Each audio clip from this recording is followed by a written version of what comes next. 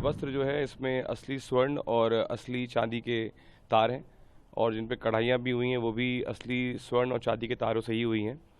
लगभग 12 से 15 लोगों की टीम हमारी ऑन एंड ऑफ यहाँ पे लगी हुई थी और हम लोगों ने सब कुछ यहीं बैठ के बनाया और किया। तो समय का तो अंदाज़ा नहीं लगा बिकॉज हम लोग दिन रात यहाँ पे इसके लिए काम किया हम लोगों ने। प्रतिमा को क्या अच्छा लगेगा, क्या शोभा देगा, क्या दिखेगा अच्छा, वो एक चयन करना एक मुश्किल काम था। ये विषय सिर्फ पोशाक बनाने का नहीं था, ये विषय कपड़े का और डिज़ाइन का नहीं था, ये विषय करोड़ों लोगों की आस्था का था जो पिछले 500 सालों से अपने प्रभु श्री राम का इंतज़ार कर रहे थे। भगवान के जो वस्त्र हैं जिसका नाम मैंने शुभ वस्त्रम दिया हुआ है, ये वस्त्र जो है ये पीताम्बर पीले रंग का वस्त्र है जो कि पीताम्बरी वो कपड़ा है जो हमने काशी से इसको स्पेशली तैयार कराया था। और ये वस्त्र जो है इसमें असली स्वर्ण और असली चांदी के तार हैं और जिन पे कढ़ाइयाँ भी हुई हैं वो भी असली स्वर्ण और चांदी के तारों से ही हुई हैं। और मुख्यतः इसमें जो भी मोटिव जो भी इस पे जो कलाकृतियाँ आपको नज़र आ रही हैं वो पद्म चक्र और मयूर के ही हैं इसमें, और उन्हीं को हमने स्वर्ण और चांदी से इसको तैयार किया है। कितने दिन में तैयार हुए हैं? यहाँ तो हमारी टीम खुद दिल्ली से यहाँ पे आके रुकी हुई थी अयोध्या में और हमने यहीं पे रहकर सारा काम तैयार किया दिन रात लगाकर।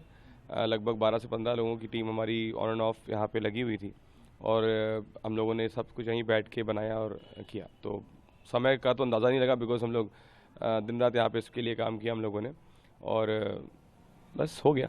अच्छा, विशेष तौर पे क्या बनाने में जब क्या समस्याएं आई है, उसको तैयार करने में कितनी समय लगी? समस्या तो नहीं कहूँगा क्योंकि लेकिन ये ज़रूर था कि कठिनाइयाँ थी क्योंकि आप एक सामान्य रूप एक सामान्य व्यक्ति के लिए डिज़ाइन करना और एक आइडल के लिए डिज़ाइन करना, वो भी जो प्रभु श्री राम है, एक बहुत बड़ी जिम्मेदारी का काम था।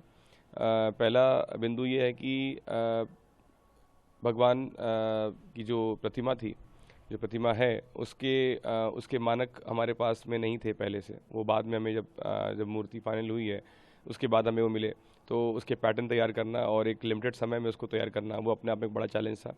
दूसरा, नॉर्मल सामान्य रूप पे एक व्यक्ति बता पाता है कि उसे क्या चाहिए क्या नहीं चाहिए, क्या कैसे पहनना है, क्या फिटिंग है, लेकिन यहाँ पे प्रतिमा को क्या अच्छा लगेगा, क्या शोभा देगा, क्या दिखेगा अच्छा, वो एक चयन करना एक मुश्किल काम था। लेकिन ये विषय सिर्फ पोशाक बनाने का नहीं था, ये विषय कपड़े का और डिज़ाइन का नहीं था, ये विषय करोड़ों लोगों की आस्था का था जो पिछले 500 सालों से अपने प्रभु श्री राम का इंतज़ार कर रहे थे। और जितनी खूबसूरत ये प्रतिमा बनी थी उसको कॉम्प्लीमेंट करता हुआ, उसको उसके साथ देता हुआ एक पोशाक चाहिए था। तो ये सवाल भी हम रोज़ अपनी प्रार्थना में भगवान से करते थे कि भगवान हमें हमारा मार्गदर्शन करें और एक अच्छा पोशाक बनाने में हमारी मदद करें, तो तभी संभव हो पाया। कितना सौभाग्यशाली मानते हैं आप? पहली रामलला की प्रतिमा जो 500 वर्ष बाद में आज भगवान अपने जगह में विराजमान हैं, उनकी प्रतिमा आपने बनाई। मैं बिल्कुल अपने आप को बहुत बहुत सौभाग्यशाली मानता हूँ, अपने परिवार का, अपने माता पिता का, अपनी पत्नी का सहयोग जो मुझे मिला उसके लिए बहुत बहुत आभार। और जो विश्वास मुझ पर माननीय चंपा जी ने दिखाया कि मैं ये कार्य कर पाऊँगा, उसके लिए मैं उनका कोटि कोटि धन्यवाद देना चाहता हूँ कि उन्होंने मुझ पर भरोसा जताया। और क्योंकि एक बहुत बड़ी जिम्मेदारी थी जहाँ पे 500 साल से लोगों ने अपने मन में, अपने हृदय में एक परिकल्पना कर रखी थी, एक इमेजिनेशन बना रखी थी कि भगवान का रूप ये होगा, भगवान ऐसे दिखेंगे।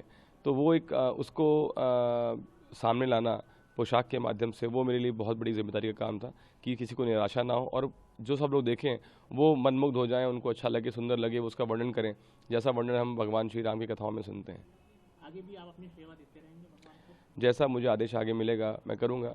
और आपसे बात करने का जो मेरा उद्देश्य यही था क्योंकि मुझे लगा कि जिस तरह की लोगों के पास शायद सही खबर नहीं है और वो लोग कुछ भी बनाकर अपना न्यूज़ चला रहे थे, तो मुझे लगा कि आपके माध्यम से कम मैं इस बात की पुष्टि कर दूं और कम से कम इस बारे में बता पाऊं कि कम से कम जो जनता जनार्दन है, जो श्रद्धालु हैं, भक्त हैं, जिनकी आस्था जुड़ी हुई है, एटलीस्ट उनको पता रहे कि वो उनके भगवान पे क्या चीज़ सुसज्जित है, क्या चीज़ उनके भगवान ने उनकी ओढ़ी हुई है।